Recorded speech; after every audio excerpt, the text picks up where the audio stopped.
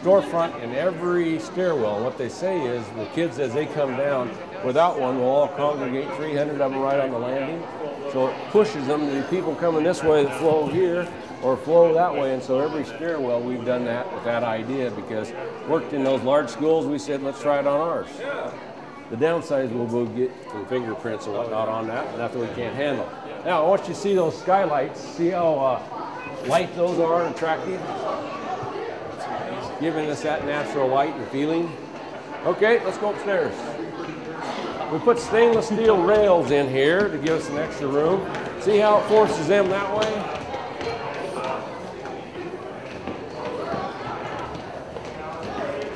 You can tell this governor's in good shape, the way he goes up those stairs, just racing. Now, looking down into this area, this is the main area. So what we have done is we've made a secure area, and we did this, Tom's suggestion on our rebuild. A patron comes in there, those doors are locked, and they go to the counter or they go to the control there.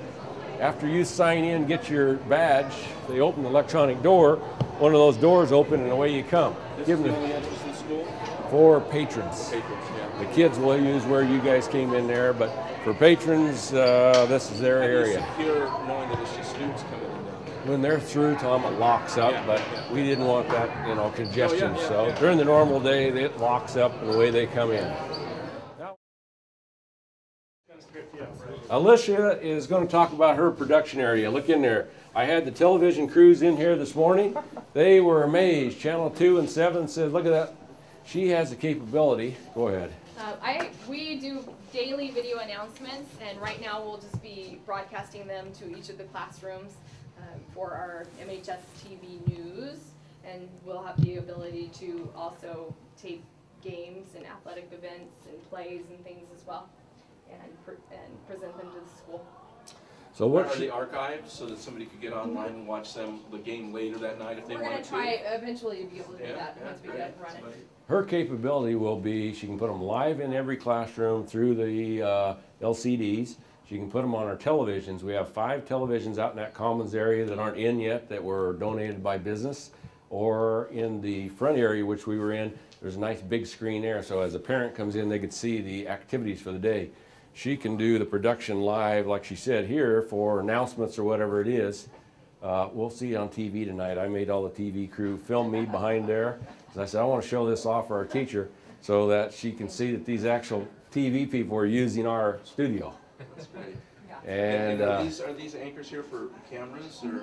Yeah, we'll have cameras. We don't have our cameras or our lights or our green screen obviously in yet, but we'll have our cameras mounted and then mics and things. Now we're going to go take a look at the library. We have a college library design here. Hi.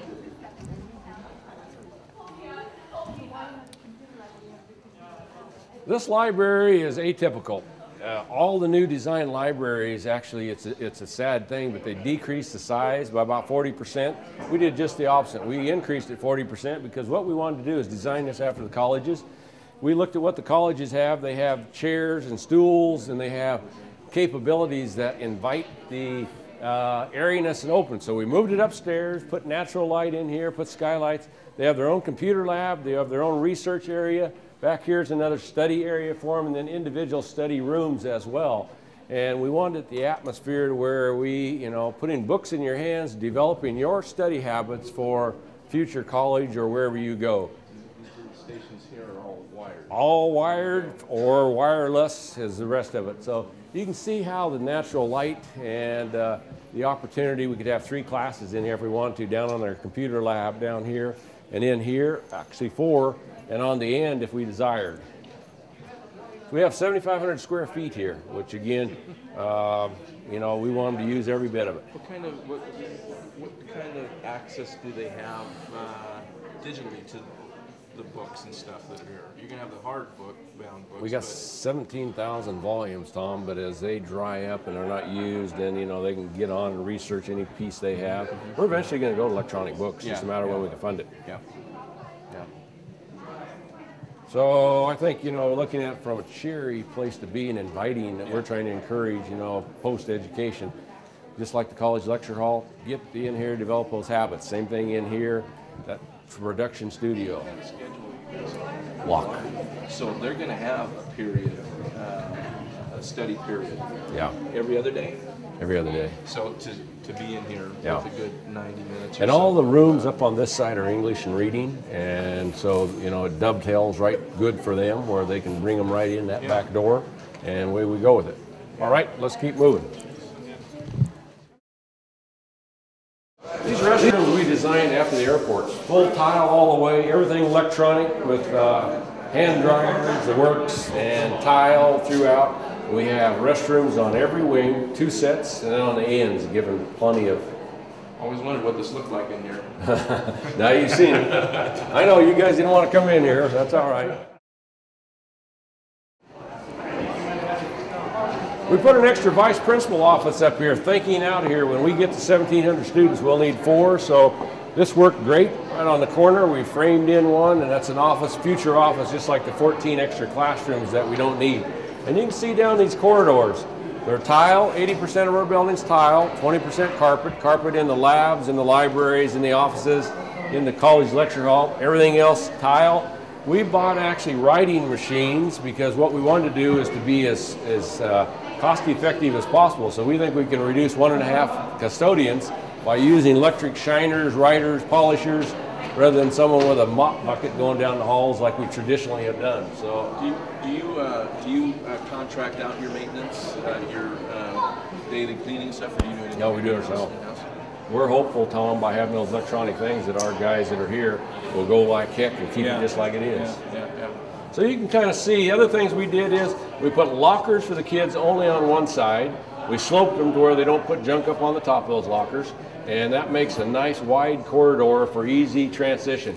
So we have 4 nice hallways, one down below, one above, and same thing here for good flow and circulation. And then you can kind of see again how this storefront would work. So if we're going down on this side, we're going to go here. If we're going the other side, we go there and push it straight down.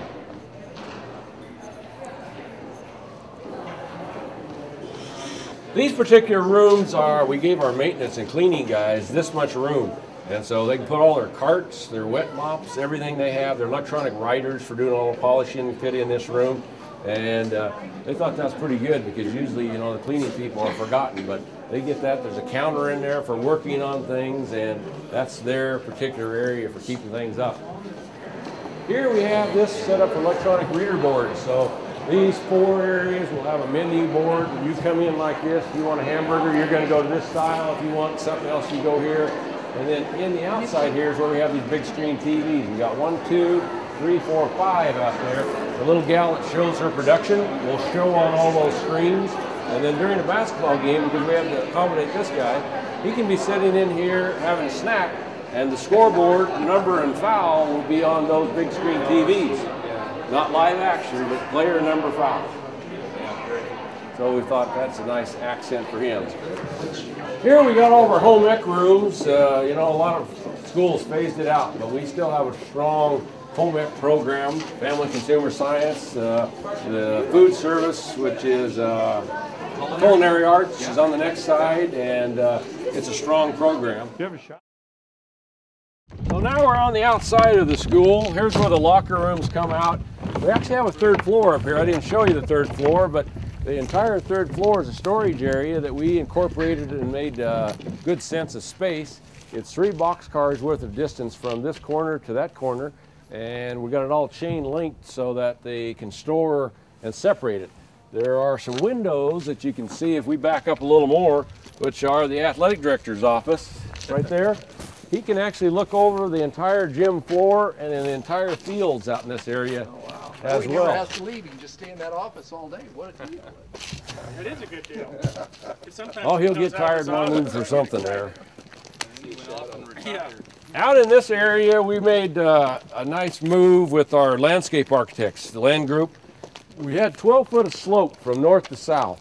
And so their ingenious idea said, Rich, if we dropped our fields 3 feet down for softball, make a nice viewing so you can see that, 4 more feet for baseball, and then put good drainage in there, we keep a whole bunch of new dollars somewhere else because we don't have to have fill. So You look down in here, these are recessed like college fields, and has that because of the natural So grade. when you're in the outfield and you're throwing downhill.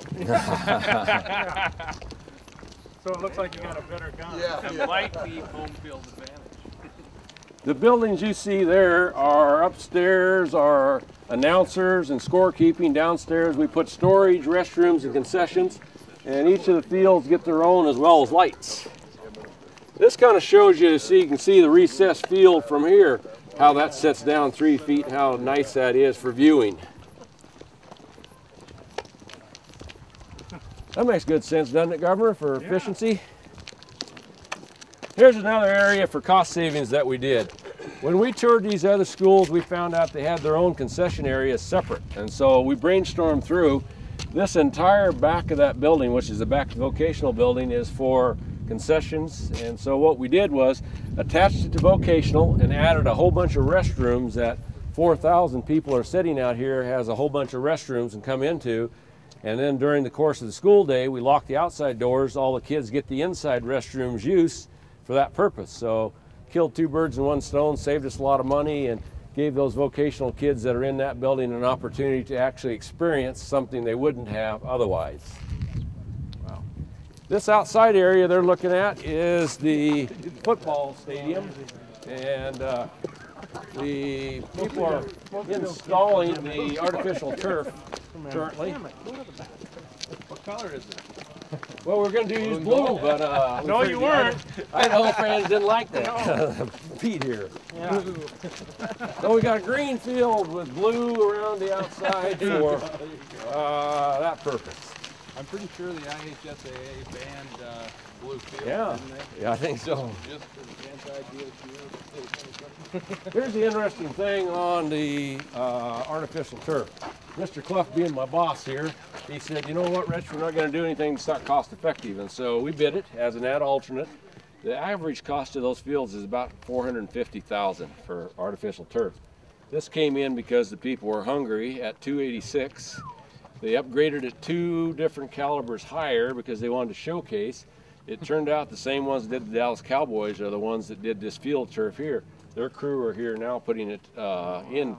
But what we told the board chairman and the other people is, we're going to do a cost analysis for you. And when we did that, after 7 years of grass, mowing, watering, sprinkling, 7 years we were at a push.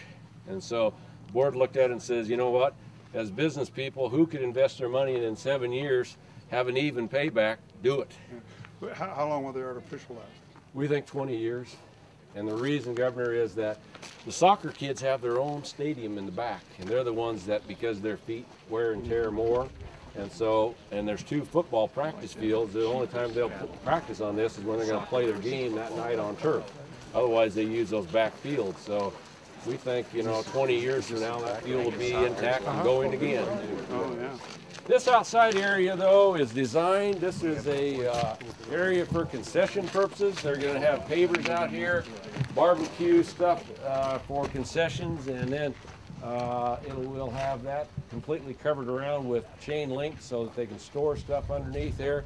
Our M is highlighting the field so that when you come in here, you can see the M part of it.